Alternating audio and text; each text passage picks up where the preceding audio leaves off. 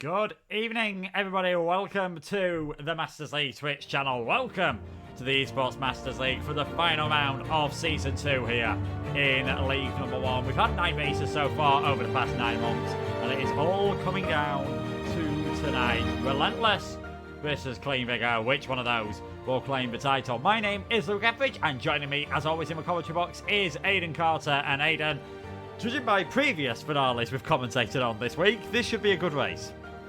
Yeah, potentially it could be, like you say, definitely, great to be up for the final round of the championship, and it's been a great championship up till now, so yeah, really super excited for this final round of the season. And yeah, if it is anything like what happened to us on Monday, then I do fear for our voices at the end of this one, because my oh my, that was strenuous on Monday. That was hurtful to my voice, so still recovering from it. So if it's anything like that, then we are in for an absolute treat. But I think either way we're in for a treat, because there are so many battles that we get to watch tonight.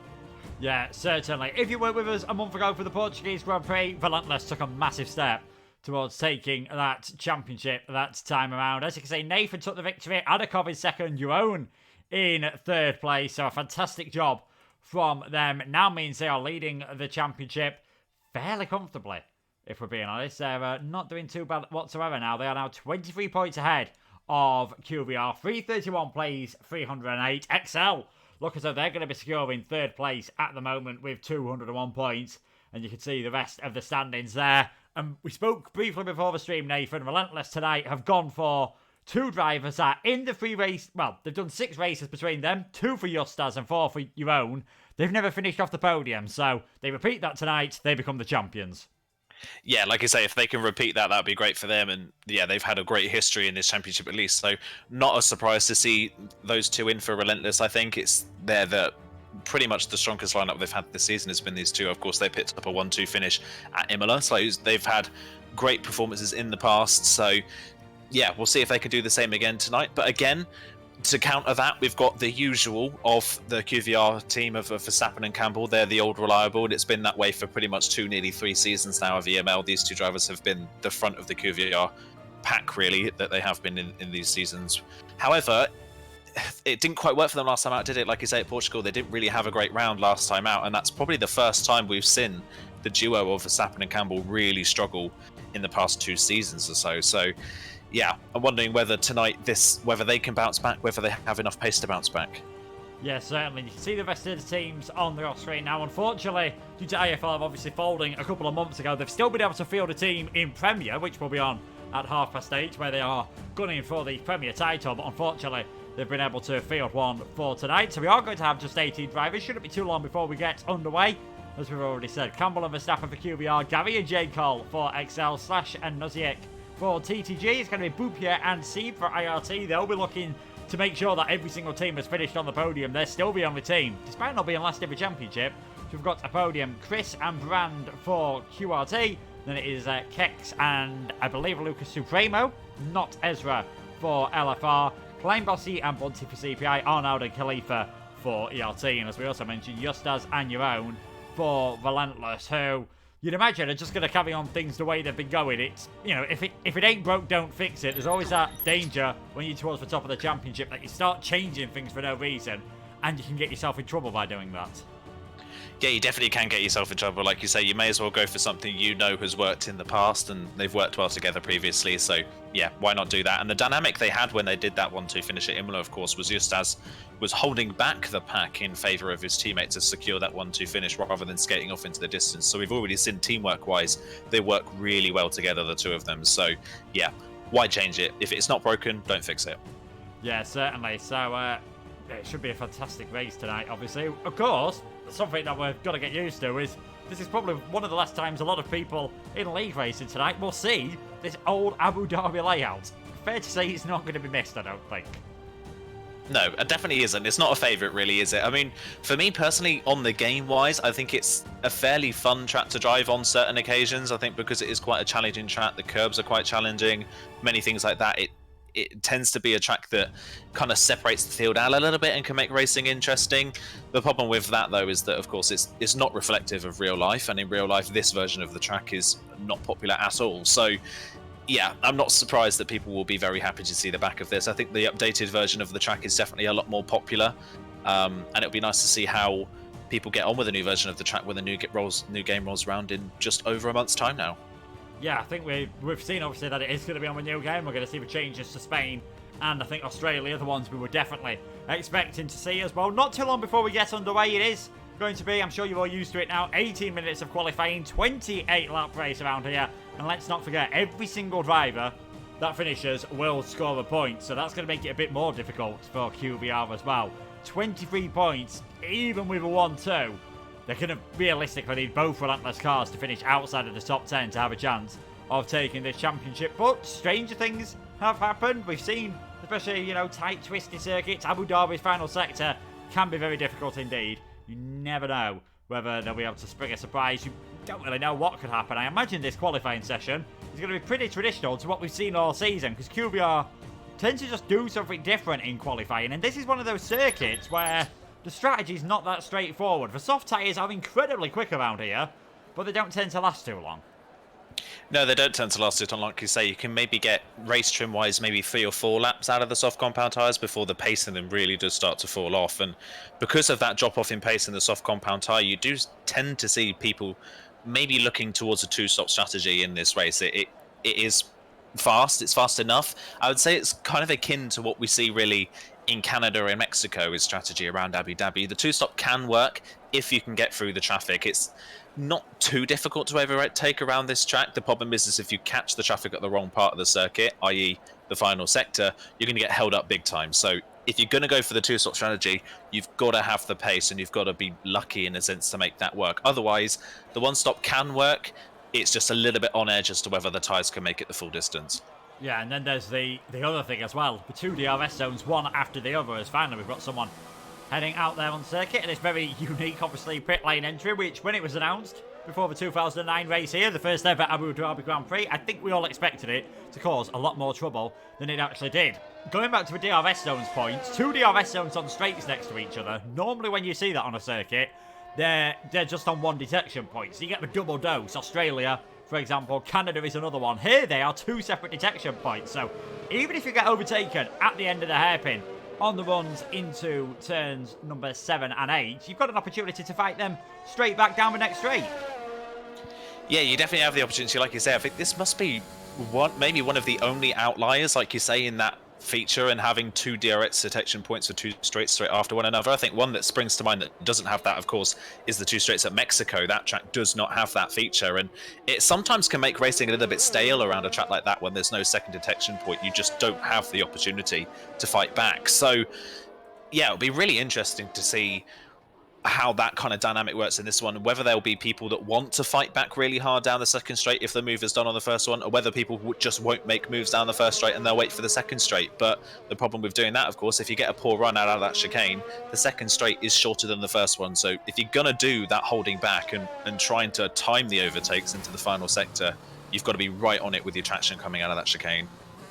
Yeah, certainly. It's always tough. We do see drivers as well losing it out of turn number 9, heading onto that long left-hander, so wouldn't be surprised if we see some troubles there. Definitely wouldn't be surprised if we see any late safety cars, although I think that's still a bit of a sore point for quite a lot of Formula 1 fans around Abu Dhabi. But let's see what J. Cole can do on a set of medium tyres as he heads around this 5.55 kilometre circuit, which is normally 55 laps long, as J. Cole makes his way around turn number 1. This is the part of the circuit which is obviously still unchanged on the new layout, sweeping your way through towards turn number 2, and Frey just invalidates his lap time there, so we'll go on board one of the QBR cars. We'll go on board Verstappen as he comes into the chicane then at turns number 5 and 6. Very nicely done from him into turn number 7. This is where the circuit has really been reprofiled. That corner brought forward slightly just to encourage more overtaking, and the chicane has been got rid of for the F1 layout. DRS open down the straight, so it is crucial that you get a good exit out of that hairpin.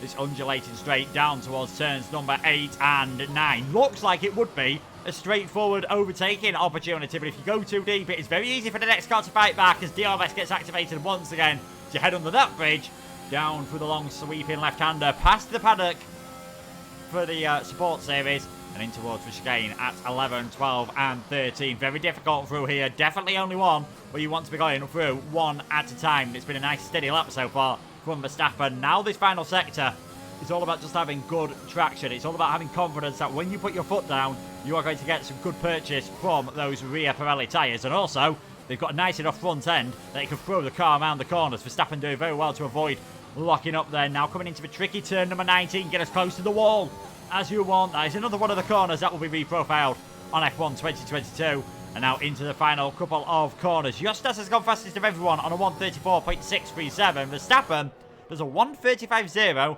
on a set of the medium tyres. Not bad whatsoever from QBR Verstappen, who, outside of that first race this season where he took a victory at Bahrain, generally qualifying hasn't gone this way. So he's always been fighting for the alternate strategy, and he actually hasn't been on the podium since that win.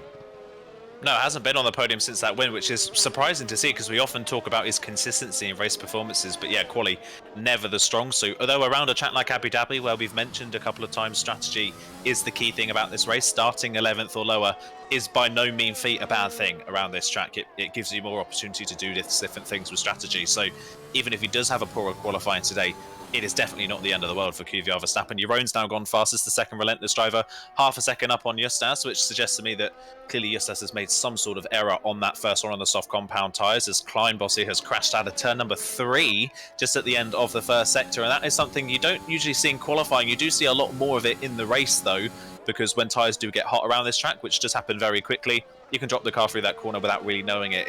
It's quite a difficult corner, actually, in the race to get right. So already one driver falling foul of that corner. I doubt it will be the last time we see it. No, I think we'll see a few drivers have moments there in qualifying. You might remember in the 2021 race, I think Charles Leclerc trying to get out of the way of Max Verstappen, trying to avoid holding anyone up, almost had a massive moment himself through there. Strange to see it happen that far on. I imagine Kleinbossi might have had a few tries at saving that before the Pirellis finally gave up and the car snapped off and sent him off towards that wall. So he's got a lap in at least. Someone else makes a mistake, he might still not qualify at the back of the grid, but do not be surprised to see the CPI man down in 18th place. On board with Khalifa then, as he heads towards this middle sector. Now this is where you've seen the biggest changes on the circuit. You've now got that long banked corner, and this twisty chicane, 11, 12 and 13, leading into the left-hander at 14, always just seems to be a place where drivers, you're tempted to send a move there because you know you're not going to get stuck behind someone for the middle sector if you make the overtake stick. But the car in front of you is ready to defend vigorously. It's a pretty narrow part of the circuit. Quite a few times this race, I think we'll be seeing people skip over that chicane, basically. Yeah, I wouldn't be surprised with that triple chicane, the way that it's done. It is not easy to run side by side through that chicane. So you're kind of relying on one of your rivals to back out of the corner if you are racing side by side. And more often than not, we see drivers not backing out because they're expecting the other driver to do so. And that's where you see drivers jumping over the chicane or missing the corner entirely or getting a penalty of some sort for track extending. It is very common at that corner, like you say, which is why that corner has now gone from the calendar, as Arnaud is the next person to crash. And I think that is just before the hotel. So he's crashed somewhere in the final sector of that, but a very slow speed corner, but has gone off the road. So that is 2 drivers now out of this qualifying session. And I wonder, with 2 people out of the session, one of them with no time on the board at all and the other one not a representative time, does that maybe encourage more people to go for that medium compound tyre, I wonder? I'd say certainly at the moment. I wouldn't be surprised if Justas backed off on his lap. Slash has only got a 10th slower on a set of the medium tyres. I would not be surprised if Justas backed off towards the end of that lap. It's a common tactic just to see what you can do on a set of softs, but then slow down around the final few corners to just try and just ensure that you don't set too representative of a lap time, and therefore you are able to go out again. Campbell has invalidated for a second time. He's going round once more. I think this is his 4th lap on that same set of the medium tyres, so even if he does set an absolutely perfect lap, I can't see this one being good enough to get him inside the top 10. XL Gary on a lap time at the moment. A good result from XL last time around. Both cars finishing in the top 10. Looks to have more than likely secured their 4th place in the championship. And they were obviously title contenders in Season 1. Not quite been able to do that, but they've still been a very consistent force. Looks like they're going to be best of the best. And on their day, they have been able to challenge for podiums. And who knows, might be able to even challenge for a victory.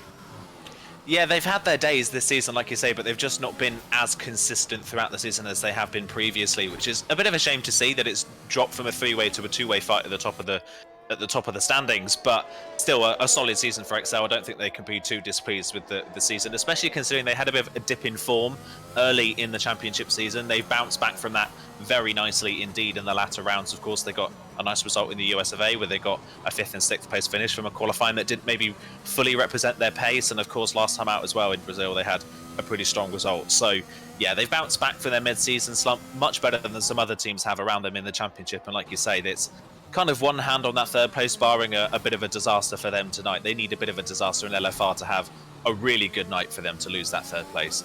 Yeah, LFR, well, Kex hits a set of time, but Lucas Supremo, I think, again showing that LFR, as they have been all season, very good in qualifying with that 134.835. We've got Campbell heading towards the line. He's finally kept it clean. 134.844, considering that he's 4-lap old medium tyres. Very handy lap indeed there from QVR Campbell. So he is now in towards 5th place. Justas is coming out on a set of medium tyres. And I think this might be a smart move here from Relentless. They're in the lead of the championship. I admit I said, doing something different might not be the best thing to do. But they're splitting the strategy here. You've got your own going for the straightforward, I'm going to try and win this race from the front. And then you've got Justas thinking, might qualify a bit further back, might be on the alternate strategy, but at least this way, we're pretty much guaranteed to have one car near the front, and that will probably be enough. Yeah, it is a smart strategy, like you say, because they've got that lead in the championship. It's not incredibly close coming into this race. They can afford to do this. I think if they were maybe a couple of points behind, they would both have to commit to what they think is the better strategy and hope that works. But because they've got a little bit of a buffer, they can play each end of it, really, can't they? And they can see which one works. And like you say, Jeroen at the moment comfortably clear at the top of the timesheets. He looks like he wants to lead this one from the front. And if Justas can start close up the front, he could do exactly what he did in Imola and hold the pack back and let Jeroen disappear off into the distance. It can very easily happen. And speaking of Jeroen, he is a 10th and a half up by the end of the 2nd sector. So this could be the first driver to dip into the 1:33. So nobody else at the moment is in the lower half of the 34. So as it stands, at least in qualifying, we have not obviously had representative times from everybody, but Jeroen, at the moment at least, is comfortably clear ahead of the rest of the field. As well with Campbell's time on the medium compound tyres, it is a solid lap. However, putting 4 laps on your mediums at the very start of the session is not what you would want to do, especially if you want to start on that tyre, as Jeroen has unfortunately invalidated that run. Yeah, Jeroen invalidated that run. So has Slash on his latest run. Campbell's heading back to the pit, so is Nuziek. QRT Chris heading towards the line. Chris goes up in towards 3rd place. QRT still fairly impressive, I think, all season long. They are 9th in the championship at the moment. Only IFR behind them, who obviously will stay that way because they're not taking part. But they have only done 5 races, and you get a funny feeling they could have been up there for that best of the best battle. 3rd and 10th place at the moment. And Chris on a 134.6 doesn't need to find too much time to get himself onto the front row of the grid. And this could be a lap time that could be decent indeed. Lucas Supremo on a set of the soft tyres did a 134.8 on the set of the mediums. Impressed to see what the Brazilian can do. Again, they've been there or thereabouts. There's been a lot of teams with pace this season, just none of them have had the consistency that QVR and Relentless have had.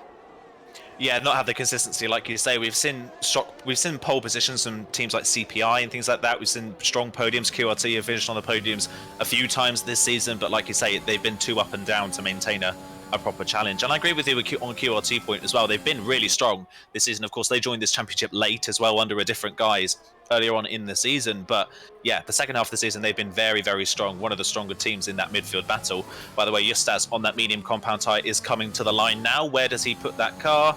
He improves to 2nd on the medium compound tyre. So a 34.3 on the medium compound tyre. That is a brilliant lap time from Justas. That is what, half a second quicker than the next medium run that we have at the moment, which is, I think, Lucas Supremo in P5. So that is a really strong lap from Justas. And even if that keeps him in the top 5, is there any point now him going for the soft compound tyres? Because at the moment, not a lot of drivers are looking like they want to do that. No, Lucas Supremo was doing a good lap on a set of soft. Just got too close to the wall coming out of turn number 19, as we've seen many drivers do over the years. Normally, it's a oversteer slide, but he just seemed to go a bit too fast in on entry and understeered his way around the corner as QRT YS Brand now shoots himself up towards 3rd place. So a QRT 3-4 and a Relentless 1-2. And QVR as Nuziek now goes fastest on that set of soft tyres, a 134.114. TTG currently 5th in the championship. They've had a couple of podiums so far this season. They'll be hoping that they can keep that form up. They've got the fastest guy on a set of soft tyres and the 2nd fastest driver on a set of the medium so far, with Slash in 6th. So not looking too bad whatsoever. Sieb heading round the final corner. He's not done a representative time at the moment. Quickly changes that by going up towards 5th. These different strategies are going to lead us to having quite a mixed up grid, I think, with four and a bit minutes remaining. Yeah, it's looking very mixed up at the moment, isn't it? I don't know if TTG have had a pole position this season. I can't remember. Maybe France might stand out to me as a track they maybe had a pole position this season. But other than that, they've not really shown that much raw speed, I would say, this season. They've kind of been fighting in and around the mid-pack, the top half of the mid-pack, but never really fighting for wins. So, yeah, nice to see TTG at the top of the timesheets with Noisy X time there. But we already know that Jeroen and Lucas Supremo at least have more time in their back pocket they can find if they want to try and beat that time. So, yeah, there's definitely more potential out there. We've yet to see that potential, though, from a lot of these other drivers. Bumpy's just started a lap now. Bunty was on a lap, but he's backed off at the very end of it as well. LFR Kex has come into the pit lane after his next run, so still a lot of drivers without representative times on the board. But pretty much everybody from 12th down has not got a representative time on the board as of yet. We'll see where Bumpy can go. He's getting a tow from his teammates, so that suggests to me they are going to be going for the soft strategy. Bumpy's going to try and get inside the top 10 if he can. Verstappen's on a lap on the softs as well, but at the moment only 3/10 up. Of course, he'll find most of the time in the final sector on his medium run, but will it be enough to challenge right at the front? Yeah, so a reminder, there's more corners in the final sector here, 11, than there is through the first two sectors where there's only 10. That is how powerful it is, as he's another driver to have a massive slide coming through turn number 17 now. I think that is probably what happened to Arnaud earlier on, and that is why he retired from the session without setting a time. What can Verstappen do? Can he mix it with the two relentless drivers? Could he possibly take pole position? Heads towards the line, and he does split Jeroen and Jostas. So QBR Verstappen now gets himself up in towards third place. Boobia has invalidated, so he's going to dive it off towards the pit entry here. Now, we commonly talk about the pit exit causing problems at this circuit. The pit entry is a difficult one as well. You've got to cut across quite sharp, and if you get it wrong, especially if you've got any damage, I have seen the odd driver just crash into that wall, the pit wall, separating it from the circuit. It is very easy to do and very embarrassing. Yeah, you do kind of get led into a false sense of security with that one, don't you? Because the last corner itself is quite cambered. It has a positive camber to it. It means that you can kind of throw the car in at high speed and get away with going in a little bit hot, because you can rely on the track to bail you out almost if you're going a bit too fast. That is not the same with a pit lane. It's completely flat. So you go in maybe expecting the same kind of treatment, and you just end up on the curb and sliding into the wall. And I think it does make the entrance more dangerous than the exit. I think because the exit is so renowned for being a tunnel, nobody really pushes their luck in the tunnel. So you very rarely see people crashing in the tunnel on the exit of the pit lane here. So yeah, pit entry can be very difficult, like you say, especially if you've got damage, and well, pretty much the whole track can be very difficult if you've got damage as well. So yeah, that'll be an interesting one to see tonight as people are starting their final runs now. I think QRT Chris is one of those furthest along on a lap. Lucas Supremo just behind him on the road, so we keep an eye on what they're doing.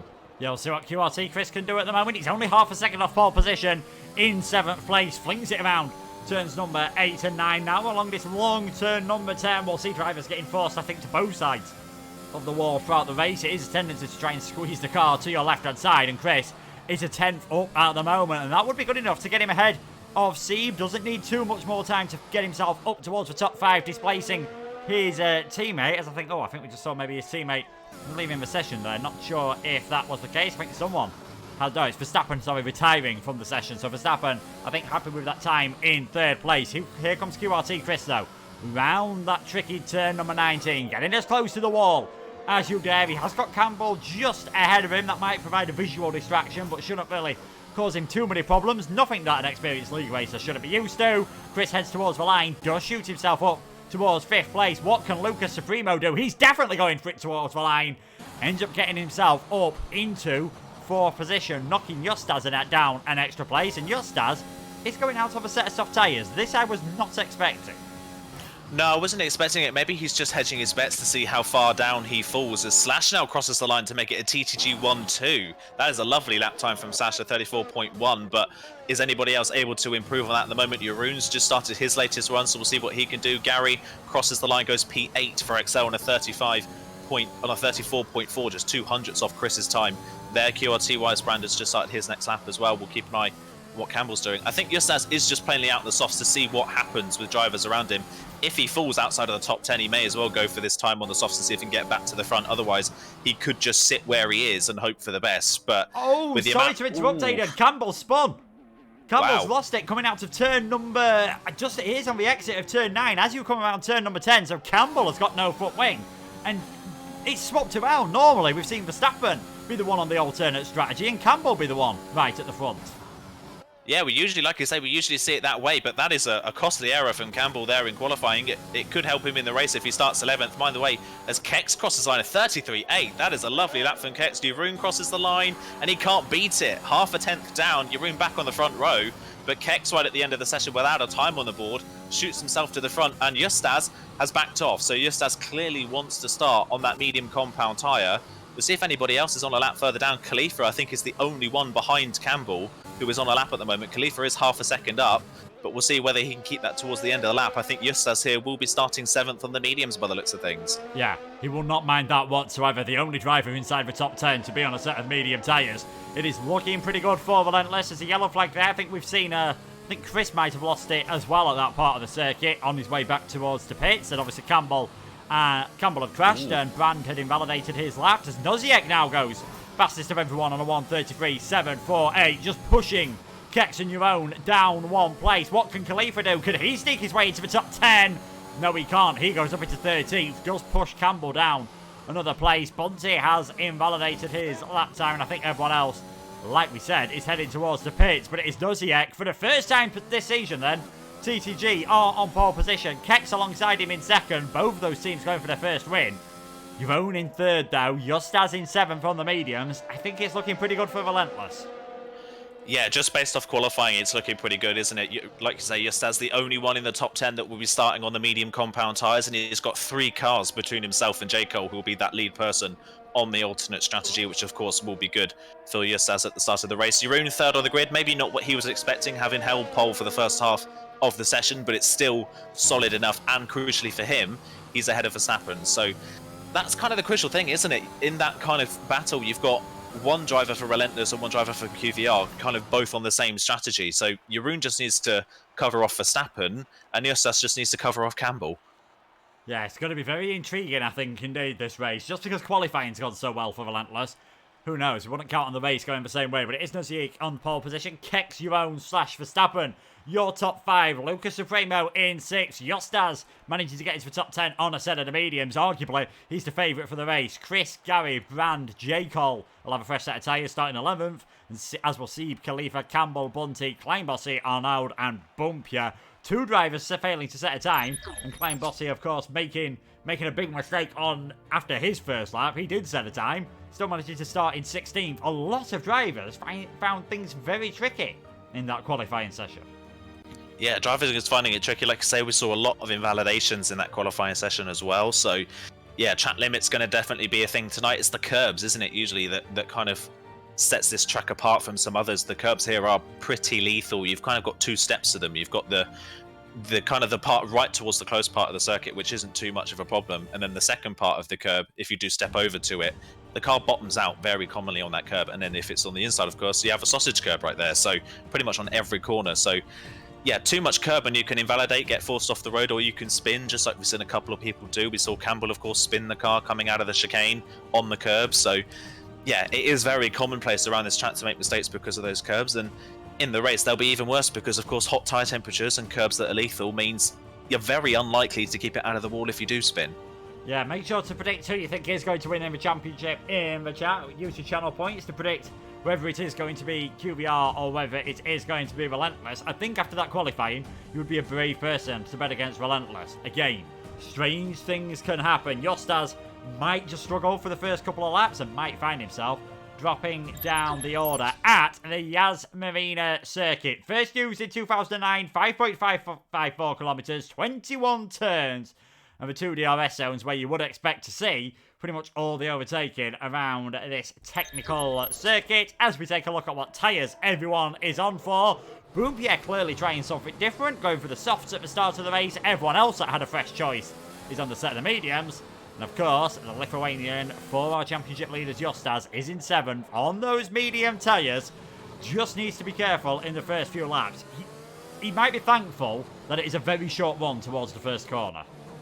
Yeah, short run to the first corner, that will definitely be a saving grace for him. It's the 2 back straights that will be his problem, of course. He wants to keep it clean and as he can in the opening few corners, and then hopefully he's not under any threat down these straights. By the time you get to the final sector, you're unlikely to be overtaken, and we've already said multiple times that the medium tyres aren't a bad race start here. Almost from the get-go, the medium tyres are on pace with the softs. I mean, the fact that Justas was able to get inside the top 10 on a set of medium compound tyres around a track with 21 turns on it, I think says enough about the medium compound tyre here anyway. So, yeah, he just needs to get through the first 2 sectors, and then I think from there he should be safe. But like I say, anything can happen in this championship. A poor run to turn 1, even a poor run out of turn 3 into turn 4 can be costly for Justas in this race. Yeah, starting directly ahead of him, as in, 2 places ahead, will be Verstappen. And 2 places ahead of Verstappen is going to be Jeroen, who was fastest in the first part of qualifying. Then we saw Kex set that fantastic time, and Nusiek doing a brilliant job as well. TTG, first and fourth on the grid, by far their best qualifying. Certainly looking like they are going to be ending the season on the high. Aiden, I'm going to come to you. Predictions for the race win and predictions for the championship. Oof. This is going to be a difficult one. I'm looking to Slash. I think Slash could potentially win this race in that TCG car. He's had good form in the races that he has done this season, and we know him to be a good person in the races, so he could definitely be one to look out for in this race. And I think for the championship, on the face of it, I think Relentless have this one in the bag. I think I agree with you on the championship, but given the fact that he normally pulls off some good performances starting further back, I think we could see a good race here from Verstappen starting in that 5th place. I think he might just be one to watch for, QVR, and just make things that little bit nervous for our championship leaders. Boompia just slotting into place. What can him and Sieb do? Boompia on those soft tyres. He'll be hoping to get a lightning start from 18th place on the grid as we wait for the lights to come on here at Abu Dhabi. We've got 5 lights.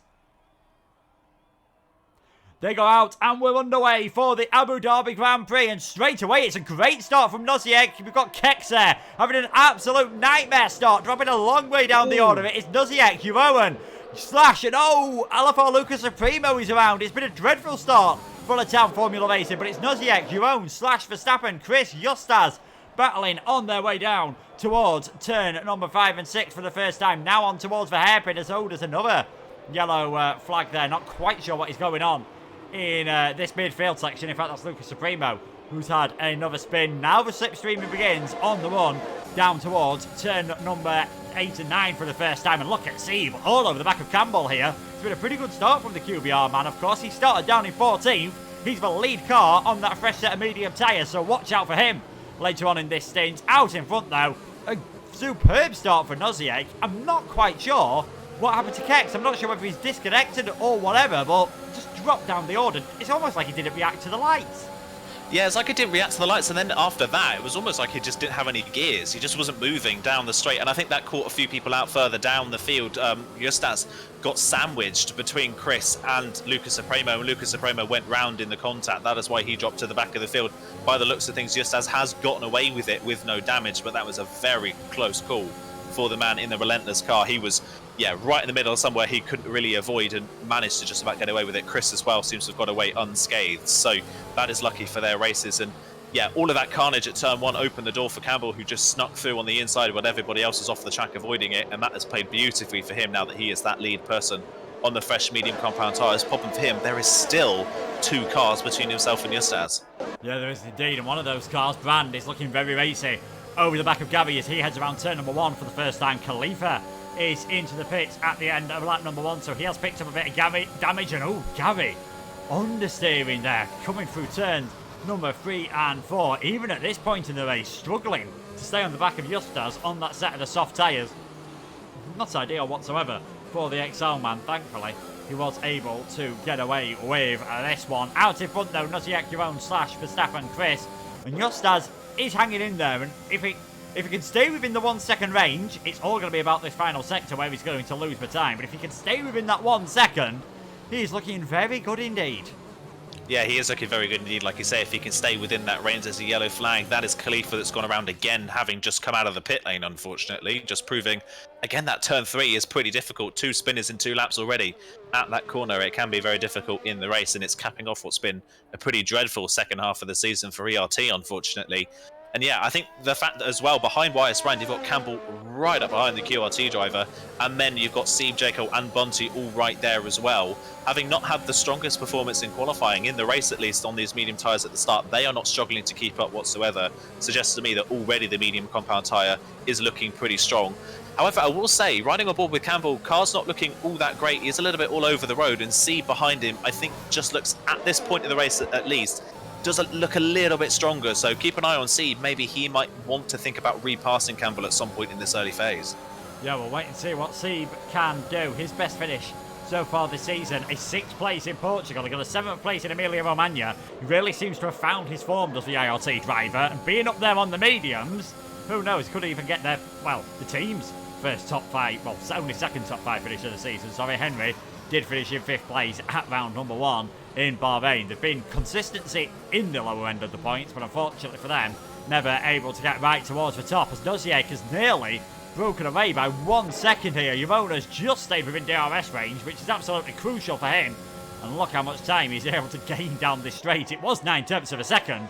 He's got it back down to about 4/10 as they reach the braking zone for 8 and 9. A tiny bit deep. It's just going to allow a TTG man to extend that gap once more. We're into that phase of the race where everyone is in a train and no one really too bothered about making moves at the moment. Oh, you say that, but here comes Campbell on the outside of YS Brand up towards the triple chicane. He's side by side into there. Does YS Brand fight this one too hard? There's a bit of contact, and Campbell's round.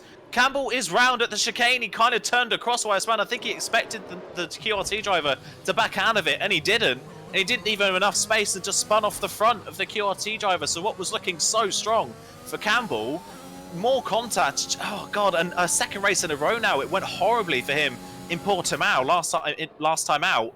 Is going horribly for him again here tonight at Abu Dhabi after that mistake.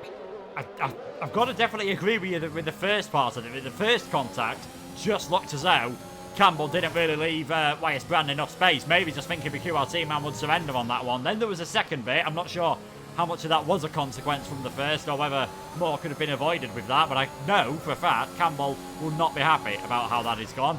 Can't really do much about it now. He's just got to keep his head down. He's down in 16th place. Verstappen up in 4th. Again, things just seem to be going relentless as way as we are on to lap number 4. And Verstappen as well, almost for a second there, dropped outside of the DRS range of Slash. They're not really able to stay too close together. The kind of part of it is the nature of the circuit. Keck's having no issues with that. Him and Bupia are going side by side. They're both going to get the DRS. It's going to be a straight drag race between the LFR man and the IRT man. And it looks like LFR just got a bit more boost in that turbo, just able to pull away on the straight. So after starting on pole position, we believe he may have disconnected from the lobby. That is what caused the issues. Kex is working his way up. He's down into 12.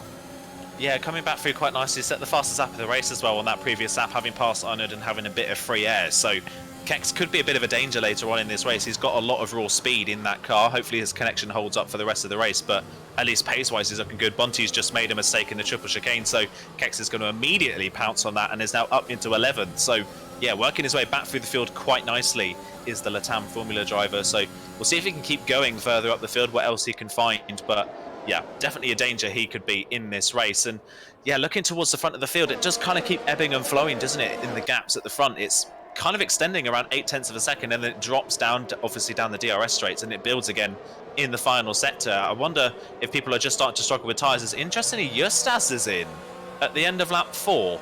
That is very early for Justas. If it's for another set of medium compound tyres, then that is very clearly a two-stop strategy. We'll see what tyre it is that he's going on to. It's a front wing change and a set of softs. So did he pick up damage in that opening lap scuffle, or did he just pick up damage in the final sector just there? Because either way, just as Campbell put himself on the back foot, Justas has now put himself on the back foot with that damage. Well, we said things could change easily. Justas, a reminder, he's finished on the podium every single race he's taken part in so far this season. All 4 of them. Picking up some front wing damage there, and he is now going to have a bit of a job to do. On that fresh set of soft tyres, yes, he'll be able to go mediums again, I think, in the final stint, but not ideal whatsoever. I wonder if he's just done similar to what we saw Lucas Supremo do in qualifying, as Gary and Seba now battling for 7th and 8th place. Seb just has to give out on that one, and he's got a bit surrounded by XL drivers at the moment, because J. Cole trying to close up to the back of him at this moment in time. Is Seb close enough for a move on Gary? No, he isn't, but both XL drivers actually struggling on their ERS management at the moment. Arnaud and Klein Bossy swapping around as well. Arnaud managing to get that move done on the run into turn number 11. The ERT driver is up in towards 13th place. ERT hoping to end the season on a high after qualifying as the fastest team that won through the qualifying here in League One. I think we've said it every week. We would have expected them to be higher up the order, but I think just using this as a bit of a test of no assists, it hasn't gone their way. And as if to prove that point, Khalifa's had a bit of a moment through the final sector. Still Noziek leading from your own / Verstappen and Chris. Gap's still certainly opening up, and it is Gary who's dropping outside of DRS range. This could be an opportunity for Seeb. Now that he's the lead car on the mediums, he really needs to take it. Yeah, it really is to take the opportunity. Like you say, both of the two drivers in front of him on the mediums have made mistakes and dropped to the back of the field. So, yeah, open door now for Seeb to have a great race here. And Gary, yeah, really struggling ERS management. Pretty much from lap 3 onwards, Gary was struggling, and he's already fallen behind YS Brand and now is fallen further back from the QRT drivers and into the clutches of the medium runners. So I would not be surprised if we see Gary in early, maybe convert to a 2-stop, because at least his pace for the 1-stop is not matching the soft runners in front. And there you go. Before we're even a third of the way down the straight, Seeb was already through on Gary, and I imagine Gary's not going to put up a fight against his teammate J. Cole, who follows through. So the two medium runners now 7th and 8th, and they're the lead two on this alternate strategy. Can Gary hold up Bunty, or will he get overtaken? I think he should be able to hold up Bunty, which will help J. Cole and Seeb just that little bit more as well. They'll get held up a bit further back, and it will drop them potentially out of range. Actually, Kex is going to go for the move on Bunty himself. I think he's going to go down the inside into the triple chicane really late on the brakes, but gets the move done. So despite a disconnect, Kex has already re-caught up back up to Gary. So yeah, Gary just seems really struggling on the soft compound tyre. Oh, Klein Bossy and Campbell. It amazes me how much this alternate CPI livery looks like a Turkish Grand Prix Red Bull, but we'll gloss over that point. Campbell just getting forced wide there by Klein Bossy. I thought he'd got ahead of him the straight before, but that is what we were talking about around this circuit. You can easily send a move back. Klein's been able to do that, and he's now back up towards 14th. He has got a penalty. Lucas Supremo also with a 3-second penalty. And he's really now proving to be a thorn in the Scotsman's side. Just not able to make the move work. Both on the same age of tyres, so might have to rely on trying an undercut here, trying something different on the pit stop. You can certainly do a medium soft, and judging by how quickly Justas is flying up the field, just shows how quick a fresh set of soft tyres can be, and this will surely be the fastest lap of the race from Justas as he heads towards the line. 137.911, about 0.6 of a second faster than what we've seen anyone else do at this point in the race. His teammate still looking good in second place, and suggesting with the amount of ERS that he's got, he's not too bothered. As long as he's within DRS range of Noziek, I don't think he's too bothered about being in second for now. No, definitely not too bothered by the looks of things. And at least the good thing here for Jeroen as well is obviously he's hedging off what Verstappen is doing. And then behind Verstappen, there's a 2.5 second gap. So the top 4 have just kind of dropped the rest of the field at the moment. So on a regular race with no safety cars and nothing major happening, the worst Jeroen could finish here is 4th. And that is definitely not a bad thing for his race, especially even if Verstappen beats him. They've got enough of a buffer, have Relentless in the championship to allow that to happen in a sense, so that is fine, as Seeb has managed to get past both of the QRT drivers down the back straight. So Seeb now on those medium compound tyres puts 2 cars between himself and J. Cole. That is a very crucial lap then for Seeb. He's now into some clean air on those tyres. Those medium tyres will definitely be the better tyre at this point in the race.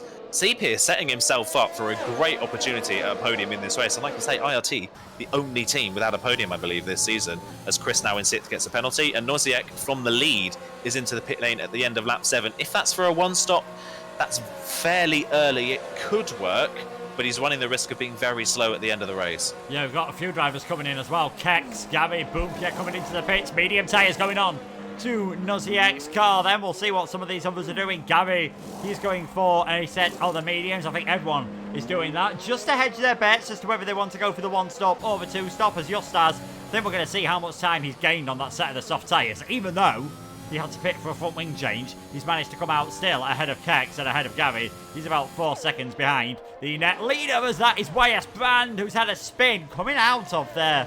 And he's coming out of the hairpin. That is a strange place. And he's retired from the session out on track. That is not good whatsoever. I wonder if there's been some contact then.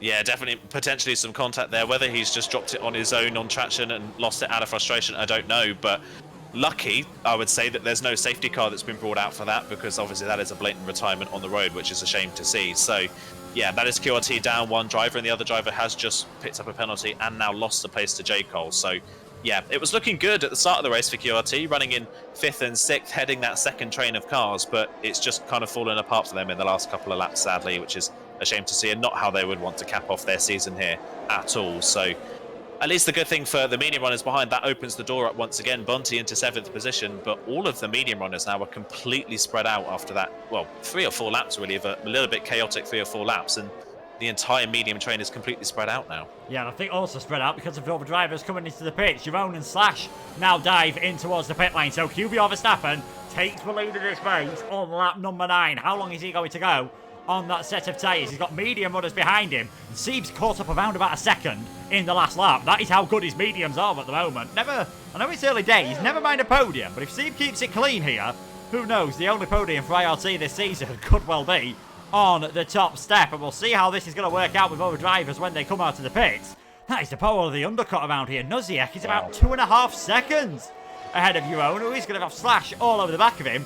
And Justas isn't too far off this train. If he can just, use a bit of ERS, take advantage of the colder tyres on the 2 cars in front, maybe if Jeroen just gives him a bit of a hand here, he could just get DRS for a couple of laps, and that will certainly help him now that he's not on the ideal strategy after that front wing change. Yeah, definitely could help him. If Justas can get within DRS range of someone and kind of pull himself along a little bit for the next few laps, he can pit for a second time, have fresh tyres, and come back through the field again. So if he can find someone to latch onto, that would definitely be a help. I think Jeroen here is too worried about Slash to worry about his teammate at the moment. Slash right on the back, trying to make it a net 1-2 in this race for TTG. Can he get the run down towards the triple chicane? He's using some ERS's Slash, for Jeroen defending the inside line. Slash not looking particularly fast in a straight line and can't get close enough to Jeroen by the chicane, so Jeroen holds onto the place for the time being. I wonder whether Justas will let off and just let Kex through and follow Kex. I mean, Kex here has managed to bring himself back into the fray of this race very nicely indeed, as that is, I think, Bumpy that's gone for a spin just after his pit stop there at the triple chicane. Kex, considering the fact that Kex obviously had an awful start and then disconnected from the session, he is not that far off net podium places. He has driven back through this field with some brilliant pace. Yeah, he's flying his way up. Verstappen and Chris now coming into the pits. We'll see how far they drop down the order. We saw Campbell make an overtake on Bunty on the previous lap, so he's got himself onto 3rd place. How long do you stay out now on these medium tyres? It all depends whether you're wanting to go for that 1 stop or still considering whether you are going to go for the 2 stop, as Keck sets the fastest lap of the race. I think showing straight away that Justas' mediums have not got too much life in them, and I wouldn't be surprised to see the LFR man flying through sooner rather than later. He is in 11th. As things stand at the moment, Relentless are still on to win the title. Obviously, Campbell has to do his 1 compulsory pit stop as Lucas Supremo gets his 2nd 3-second time penalty over the race. Chris and Klein, the other 2 drivers, both with 1 penalty each. You don't know what could happen. A safety car, some carnage, an accident could really cause some problems for some of these drivers, as here comes Kex on the back of Justas. Is the Relentless man going to bother defending this into turn number 8? In the end, Kex not really close enough to go for the move. Arnaud is close enough, though, for the move on Bunty. He's got himself into 4th as he tries to stay within DRS range of Campbell. And here comes the LFR man then, on the outside of Justas. Nothing the Lithuanian can do. He drops down to 11th. Kex into the top 10. And it just shows how much time he's lost being stuck behind Justas, even just for that one chicane. Now 2.6 seconds off the back of Jeroen and Slash, and it was more like 2 seconds after the pits. Yeah, it just goes to show, doesn't it? You can lose a lot of time being stuck behind 1 car, and you can also lose a lot of time by staying out an extra lap on your tyres. That is what Verstappen did, and Verstappen's now behind Kex on the road, and the best part of 4 seconds, nearly closer to 5 seconds actually now, off the back of Slash. So by staying out an extra lap, Verstappen here has really put himself on the back foot in this strategy. Of course, he does have fresher tyres, but only a lap fresher than Slash and Jeroen, and only 2 laps fresher than Noziek. So I don't really know if that advantage is worth the time loss that Verstappen has given himself by staying out that little bit longer. He will get back within DRS range of Justas, but knowing Justas here, does he just purposely hold Verstappen up and hold him back in this final sector and just dropping back into the clutches of the drivers behind or not? That is potentially what could happen. And yeah, I think Verstappen here, by trying to get the tyre advantage, has left it too long. and has ended up dropping too far off the back of the drivers he was racing to be able to challenge them.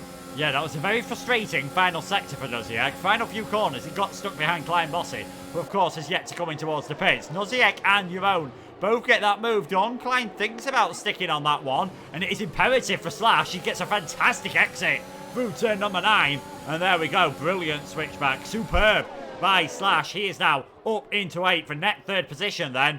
And although Klein's going to try and fight this one back, decides better of it this occasion. I think that was the wisest thing to do. So these are your net top 3 in the race. Noziek's hit the wall. Noziek's lost it, I think, coming out of turn number 14. Whether he hit the wall or not, I'm not sure. But my goodness me, that was close if he didn't.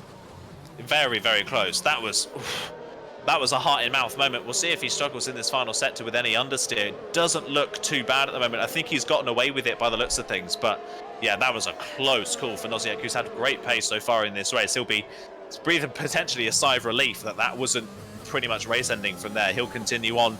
Jeroen's not all over the back of him, so I think they've gotten away with it. But yeah, heart-in-mouth moment for them and TTG. And TTG have been looking so strong in this race. Verstappen's got the move on Justas as well down that back straight, and you can see Justas already 1.2 seconds back. Justas really struggling on those soft compound tyres, so I'm sure he's going to be in maybe in the next couple of laps or so for a fresh set of mediums, and he's just going to hope that he can gain places on people that struggle later on.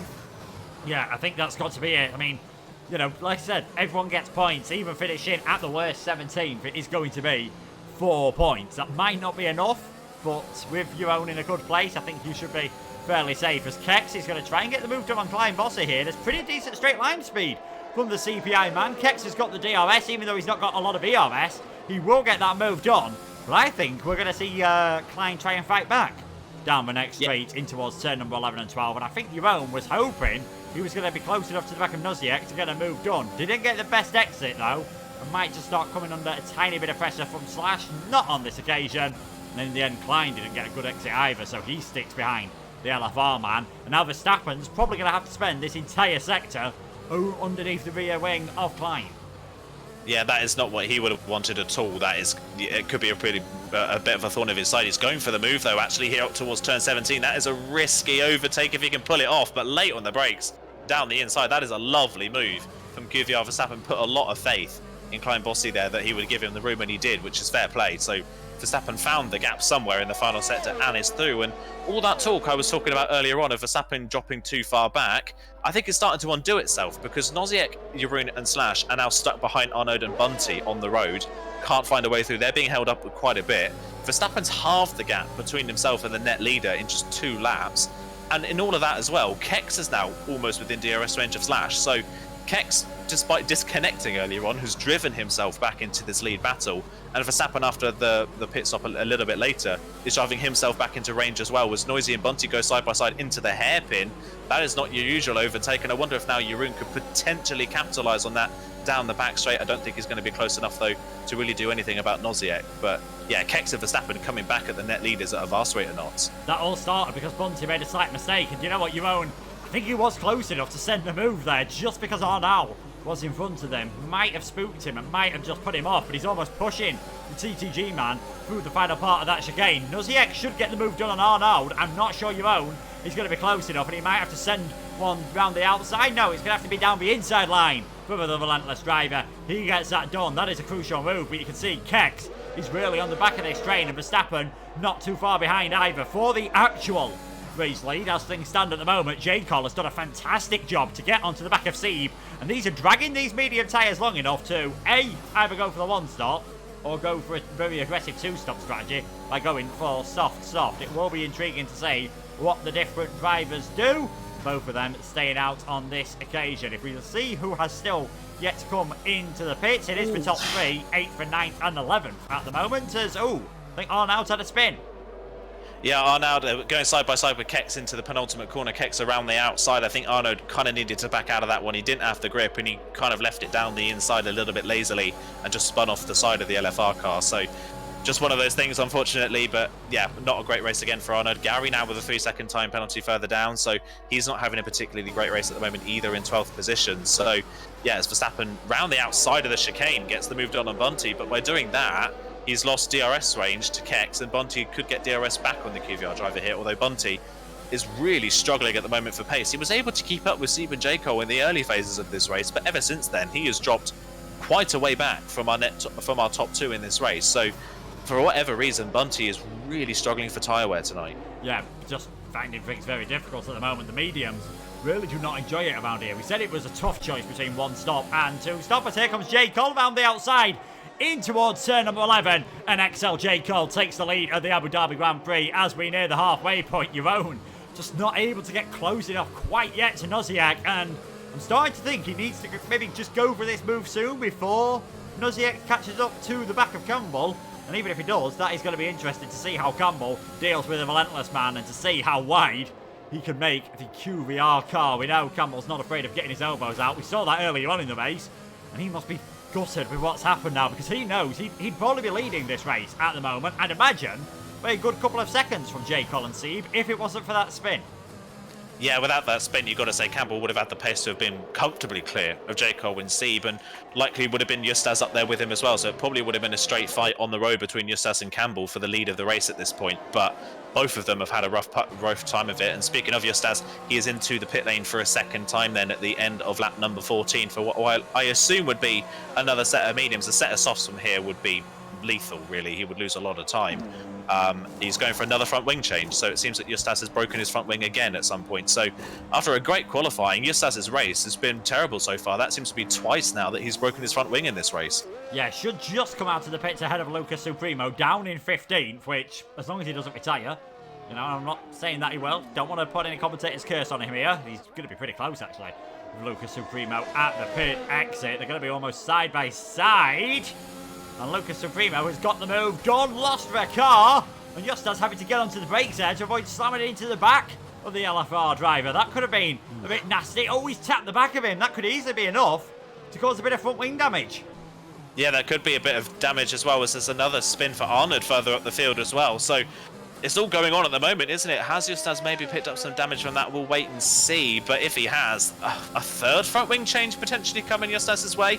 He's not had the race he would have wanted at all. We've, like you said earlier on, every time we've seen Justas this season, he's been on the podium or winning the race. So it's just not been a great race at all for Justas. Nothing has fallen in his way. Is he close enough to Supremo to get a move done here down to the triple chicane? I don't think he is. He's going to have to be a bit of a late dive on the back of Supremo to get this move done, and again, just not close enough. So we'll see him through this final sector, but potentially some more damage for Justas' car to make this race even worse than it already has been. I mean, it's showing that sign as if to say you're coming into the pits this lap, which is making me think that he has got a bit of damage on that car. He definitely had one tap on the back of Lucas Supremo that we saw coming out of the turn 5 and 6 chicane, that very tight corner that the leaders are going through now. It wouldn't surprise me if there was a second one on the run down towards turn number 4.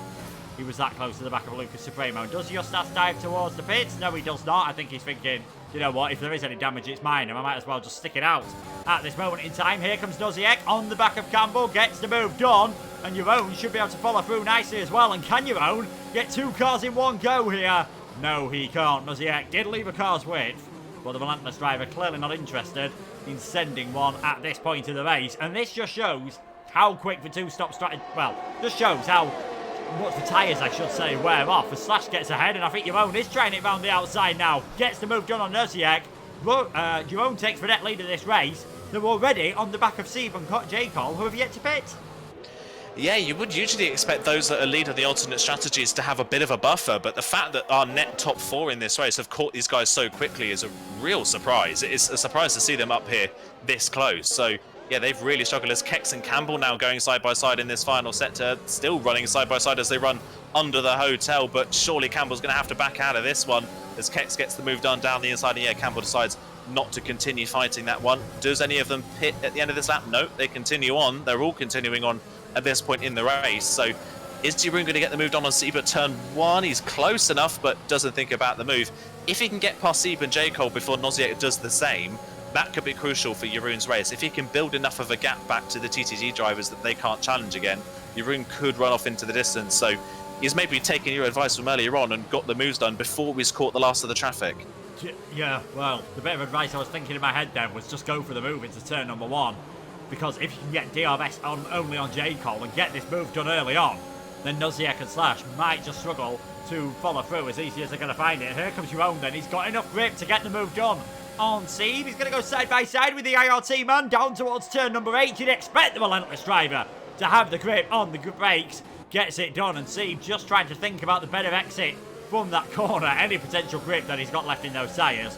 But you can see how much he's struggling, and now he's got both TTG cars all over the back of him. And Noziek, he's going to be forced for a long way round here, I think. Is he going to send one into the final chicane? And in fact, Steve's got a bit deep there and nearly slammed it into the back of J. Cole. Jerome takes the lead of this race. J. Cole in second. And Steve, a very lucky boy to avoid colliding with the XL driver. Yeah, that was very close. That was bordering on the edge, wasn't it? But just about got away with it. Crucially for Jeroen, like we said, he's got ahead of J. Cole. Noziek's not been able to do the same coming into this final sector, and he's stuck behind the XL driver for a bit longer as all. Who's that? Slash has gone around. Oh, what a shame for Slash. It was looking like it could have been a double podium tonight for TTG, but Slash has gone around, and oh god, what a shame. That is such a shame for Slash. Was having such a strong race. I think there might have been a tiny bit of contact from Kex, or Slash didn't ghost in time and Kex just clipped him afterwards, because he's dropped down the field as well. And Verstappen is now up into third place all of a sudden. Only had one podium so far this season. That was a win at the first race. And Verstappen's got 2 lap fresher tyres than Jerome and Noziek. And we've seen just how much, well, he's got 2 laps and Noziek 1 on Jerome. We've seen how much difference fresher tyres can make around here. J. Cole, Sieb and Campbell all coming into the pits. They're going to come out in 10th, 11th, 12th. Bunty should come out in 13th place. He may be pretty close, actually, with Justas, who's just making his way around the final, well, the first part of the lap. So Justas is now up towards 13.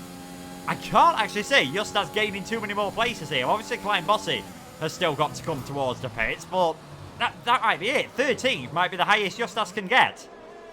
Yeah, 13th, I think 12th, like you say, when Klein Bossy comes in for his pit stop. But the problem now for Justas is he's got Bunty right behind him on a fresh set of softs closing in. So, yeah, I don't think it's going to be points tonight. Well, top 10 at least. It's not going to be top 10 for Justas tonight unless something crazy happens further up the field. But that at the moment doesn't look like it's going to happen. So, yeah, bit of a shocker of a race, unfortunately, for Justas. Lucky for Relentless that they've got such a gap. Well, they've got a bit of a gap to QVR coming into this round, and likewise Campbell's not having a particularly strong race either after that spin, so he's still got ground to recover. He's got places to gain as Campbell in these latter stages. The problem for him is he's got Sieb and J. Cole right in front of him on the same strategy, so that's a bit of a blockade for the QVR driver in his progression forwards. On this lap as well, just looking at the gap for the leaders, Jeroen is stretching the gap just a little bit. He's got absolutely no ERS to play with, but neither is Noziek and neither is Verstappen. So pure pace-wise at the moment, it's just in favour of Jeroen in the lead of this race. Yeah, Jeroen then, and as long as he wins the race, it doesn't matter if QBR gets second and third. It doesn't matter if Justas retires, as Klein Bossy has gone about. Well, he's actually crashed it in towards the pit entry, which we said was very easy to do. Just maybe just taking it a bit too greedy on those old tyres. So he is he's out of this race, and that's caused a virtual safety car. Yeah, virtual safety car, obviously for the debris that he's left in the entrance to the pit lane. So, yeah, there's something at least. I think that's a bit of a sigh of relief you can hear from the top 3 that was not a full safety car. If a full safety car came out for that, then that would have completely ruined the strategies of those at the very front of the field and would have turned this race on its head. But the fact that it's only a virtual safety car means that these drivers can just build up a bit of ERS, cool their tyres down and not have the race affected too much. They've just got to make sure they don't speed at the restart, as nobody seems to have done so. And there we go. That is that virtual safety car over and done with, and nothing really affected by it.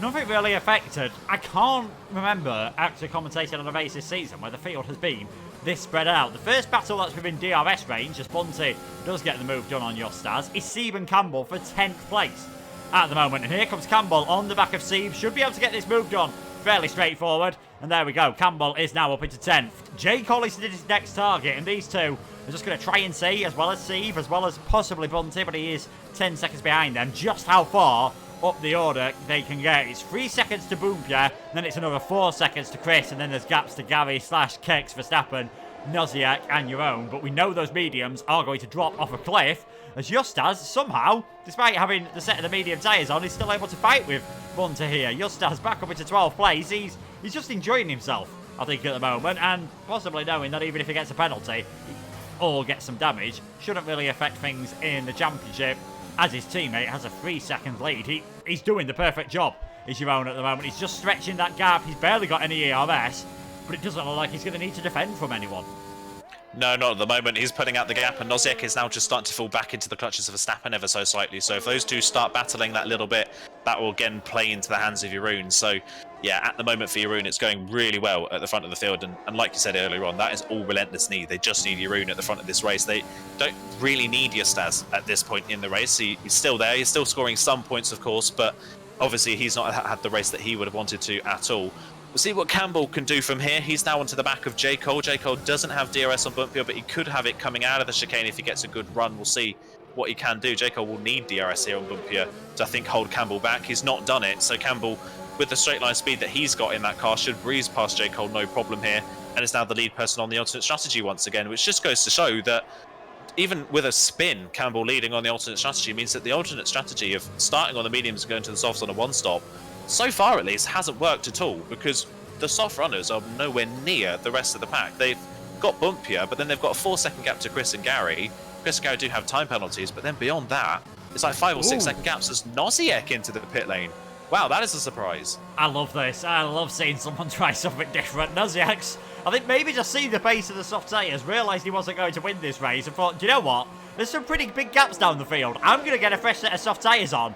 And just see what happens, you know, throw something on the wall and see what sticks here. Nozick's going to come out in 7th place. Lucas Supremo gets a time penalty, and he's going to come out. This is going to be pretty close, actually, with Boompier and Campbell and all those drivers on the exit. We'll see where Nozick is relative to all of them, and he's actually come out just ahead of Sieve. If he was a second further up the road, that might have been an absolute golden strategy from Nozick. He has got fresher tyres than all these. You can see straight away just how frustrated they're all getting behind Boompier, who's going to lose at least 1 place down this straight. He might lose 2. And who knows, by the time we get towards turn 11, he might lose 3 or 4. There comes Campbell. I think J. Cole will be following through sooner rather than later.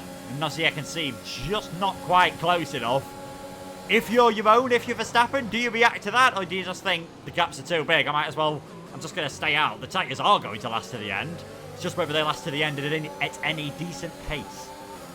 Yeah, that is the question. I think if you're Verstappen, you can think about it as Chris and Gary continue their fight into the triple chicane, and Gary, I think, just going to come out back on top there in that 5th position. I think if you're Verstappen, you think about it. I think if you're Jeroen, there is not really any point. If he comes out of the pit lane now, right in the thick of that battle, that just costs him so much more time in the grand scheme of things. And as it stands, he's pretty comfortably safe in the lead of this race. He's not under any threat. Verstappen stays out, Keck stays out as well. I wonder if Sash will come in. Obviously, he had his spin, so his tyres won't be in the best of shape.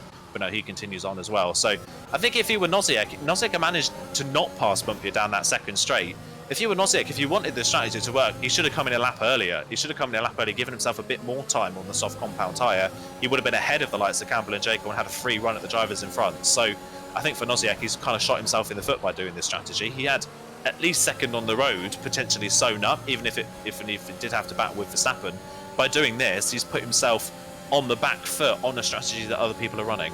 I think if he'd have pitted a lap earlier, he'd be ahead of Gary and Chris by now. He'd have been further up the road, and you can see Campbell and J. Cole are only 2 seconds behind them. I think he'd have managed to get ahead of both of them. As it is, he's in 9th place. It was so close to being brilliant, but it is all about fine margins, is Formula 1, and that is just how cruel it can be. Nozick's now in 9th place, as Chris and Gary are both still battling each other, and you never know here. This might just make it hard for Campbell and J. Cole, who again, that's close to the back of the QBR driver. Can Campbell get a good exit? He does. J. Cole not able to follow through either. He has got a bit more VRS, so that could be his hope later on. I mean, these are probably fighting for a top 5, although you never know, they might be able to catch up to Slash. I think catching up to Kex is going to be too much to do, but if we see any penalties for Kex, it is possible that we could see a soft runner on the podium. Yeah, it's definitely possible. It's not out of the question. Campbell and J. Cole especially have got a lot of pace at the moment, so it depends how quickly they can clear Chris and Gary. And like you say, Chris and Gary fighting really, really hard at the moment could hold them up that bit more. So if they can clear them quickly, it's not out of the question they could still get a podium in this race. And by the looks of things as well, further up the field, Keck's oldest set of medium compound tyres of the lead runners, but interestingly is closing in on Verstappen, who has the youngest set of tyres. So I don't know if Verstappen's just struggling at this point in the race for pace, or whether it's just Kex has just got so much more raw speed. But it was 3rd initially for Verstappen. He's back up to 2nd. He could not before long be losing that 2nd to Kex here, because Kex, after that contact and that bit of a spin with Slash, is starting to close back in on the QVR driver once again. Yeah, he is, and this is interesting. That I mean, your own pace is fantastic. He's 6.3 seconds ahead at the start of the field. You can see Campbell here. He's in what is soon going to be 6th place. He's 20 seconds off the lead of this race. You very rarely see gaps of this magnitude in league racing. I mean, we've had races where you've had 1 3-second time penalty and you've lost about 6 places. And you know what, Gavi is fighting for all he's worth here on the outside, and Campbell might have to leave Gavi a bit of space here. And do you know who's going to be the biggest winner from all of that? Might be J. Cole just trying to close up to the back of his teammate. I imagine Gavi will now say, after you, sir, I will let you ahead. I tried my best to give you a hand there, but unfortunately, the pace of the softs proved to be too much. J. Cole sent it on Campbell, and somehow both of them avoid spin in, and Noziek's trying for all he's worth now to get ahead of Gavi, and he has got that one done, coming through 13th and 14th. And just that little bit of awkwardness from Campbell and J. Cole has allowed Noziek to get back onto them. Has he got enough life on his tyres to make some overtakes here? He's in 8th place, top 5. Definitely still very possible, as you've owned 5 laps to go. 5 laps away from giving Relentless their first ever EML League 1 Championship.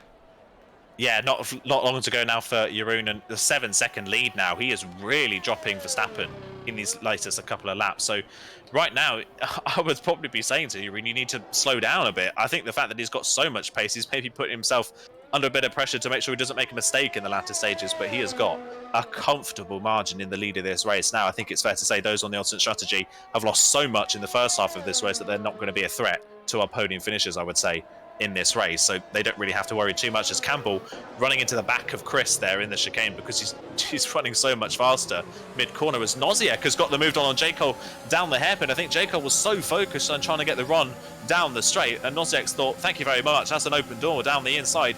He's down the inside of the XL driver. Can Noziek get past Chris at the same time as well? Yes, he can. He's looking at Campbell, but he's not quite close enough.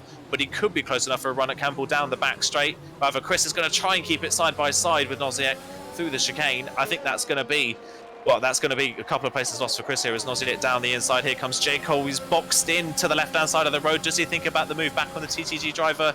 Not quite close enough to dive down the inside of the triple chicane, but Noziek up to 6th. J. Cole and Chris now side by side. J. Cole completely missing the chicane, but gets that 7th position, does get it off the road, but it maybe was a little bit forced there.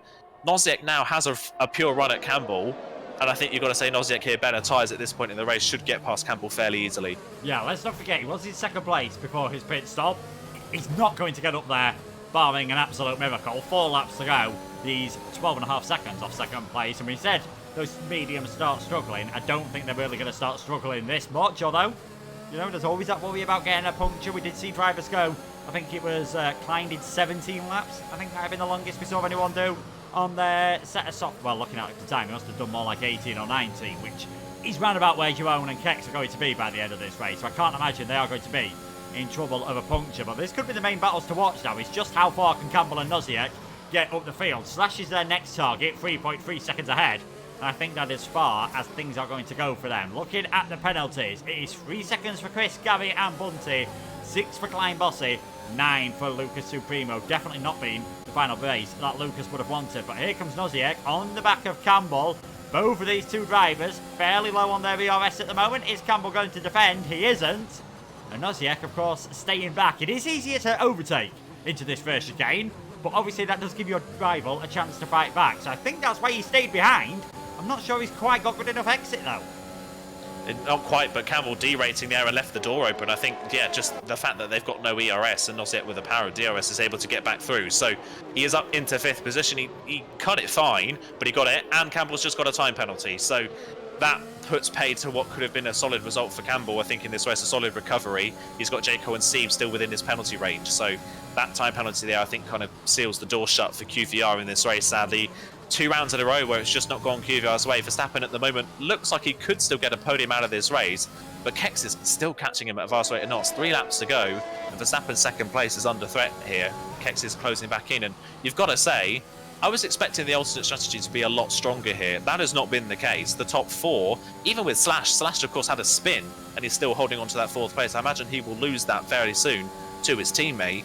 But the top 3 on the regular strategy are just country miles ahead of the rest of the field, and we can't forget, of course, that Kex wasn't in control of his car for the first part of this race. Yeah, it has been a strange one. Seeb definitely not in control of his car coming around turn number 2. Such a shame for him. He drops down behind Justas, possibly behind Bunty as well, in towards 13th place. Noziek, lead car on a set of the soft tyres, as Lucas Supremo has an issue. Noziek's for lead car on the soft tyres. He's done 2 stops. Campbell's for next lead car on the soft tyres. He's had a spin as well. J. Cole's for lead car on the alternate strategy, who's gone for a 1 stop and had a clean race. He's down in 7th at the moment, about 20 seconds off the lead of this race. It has certainly not worked the way they would have wanted. Campbell, though, is losing absolute chunks of pace to Noziek here, who manages to get the move done comfortably on Slash. I wonder whether both TTG drivers could end up finishing in the top 5, because the softs on Campbell look nearly finished.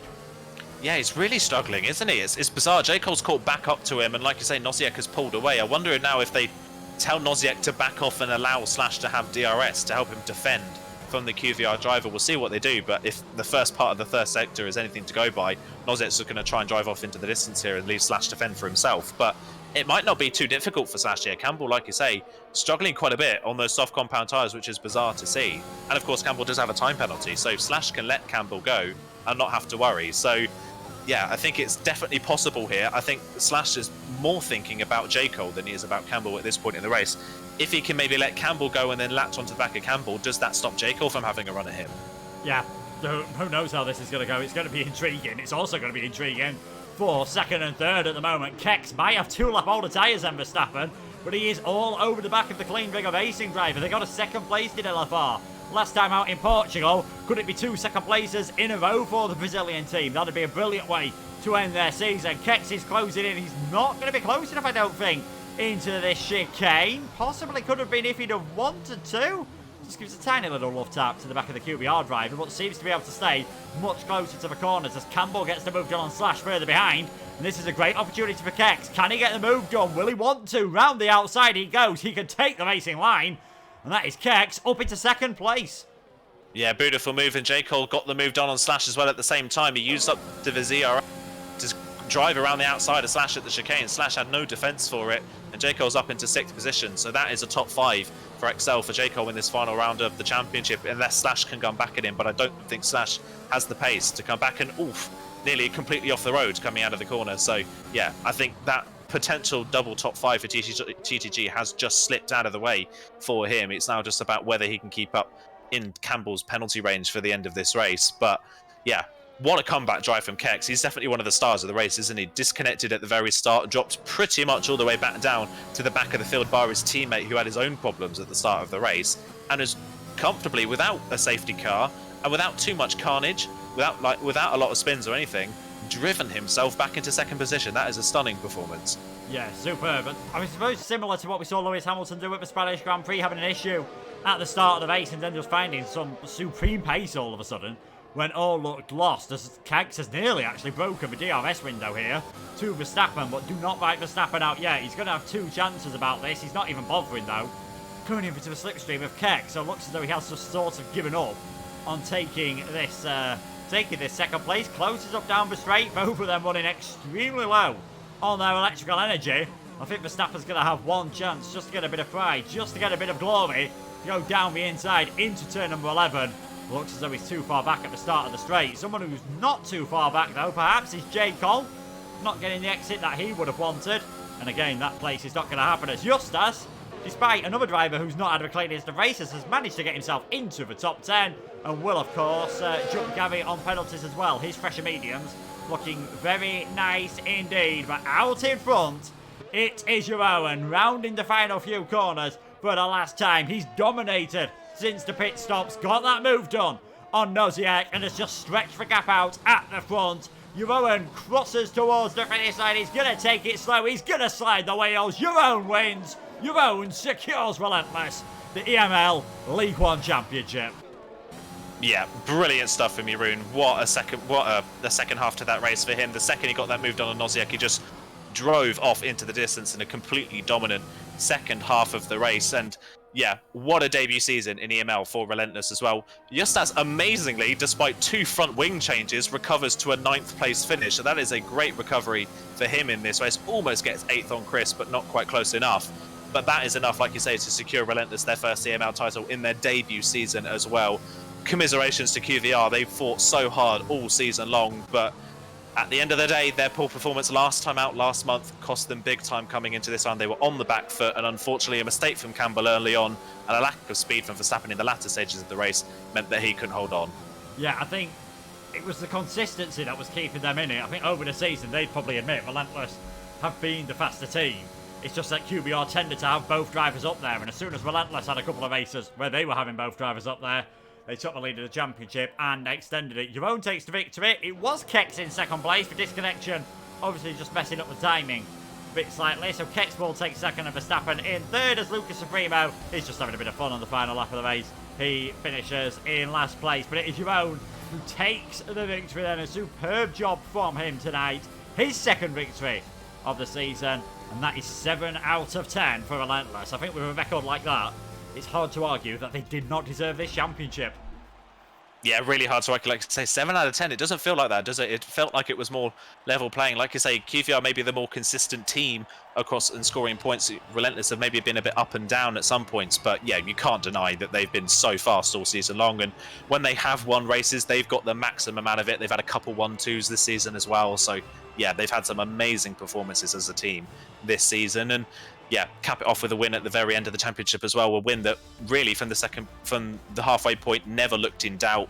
And QVR, unfortunately for them, didn't really ever come close to winning that race. And I think that was just kind of setting the bar, wasn't it? Relentless had this one from the moment this race started, and they held on to it all the way through. Yeah, so the provisional results then, your own in first place. Kex, I imagine, will get promoted back up towards second. So it's Verstappen third, Noziek fourth. J. Cole, a good job from him, securing a top 5. And also helping secure XL third in the championship. QBR Campbell 6/7th. Chris Justas somehow in 9th from Boomtia, rounding out the top 10. Steve looked as though he might be on for a podium at the end, just a lack of pace, and had that spin. He drops to 11th. And then it is Gary, Bunty, Arnold, Klein, Khalifa, Lucas Supremo, the final finisher. And we saw Brand, of course, retire out on track. And that is pretty much it from what has been a pretty frantic season so far. Relentless coming out on top, just having that pace at the end. I think your own just underlying what they've been like all season. Once he got the lead, he never looked back, and it never looked like changing. No, never looked like changing. And the good thing for that race as well for Jeroen was that he waited for the right moment, didn't he? It wasn't all over the back of Noziek in the early phases of the race, trying desperate moves, getting overtaken and re-overtaken and that kind of thing. He was just sitting and biding his time, and he waited for the perfect moment when they were in the traffic to get the move done. Really, really smart racing. He had the pace on him, but as well as that, he had the racecraft to go with that as well. It was really smart when he decided to go for the move, and that played beautifully into his hands in the latter stages of the race, which is why they went on to win. And Jeroen, of course, he's been on the podium multiple times this season. He had a win, of course, in Imola as well, so he's been a really strong feature all season long for Relentless, as has Justas. Despite Justas not having a great race tonight, he's been so strong as a single driver all season long as well that it is, yeah, impossible to deny that they've been the strongest team this season. And you can see that Relentless then champions of League One.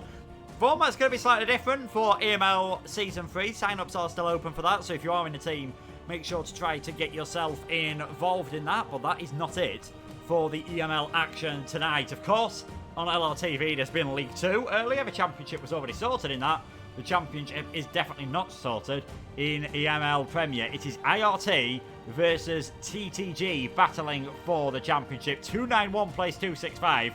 IFR, sorry, I should say, versus TTG. Can IFR go out on a high and secure a championship in what I believe will be their final race? I'd say as a team, the team's already folded, but the final race they're going to have under that banner, we will have to wait and see. Thank you so much, then, for that stream. We are going to bring it an end there. Keep on the Masters League channel, because in a few minutes you should see Premier going live. Thank you for Aiden for joining me for the entire season, and thanks for joining both of us for 10 races over the last 10 months. I really hope you've enjoyed things. But for myself and Aiden, I was about to say we'll see you sometime soon, but I think that's it for us and EML and TTML commentary.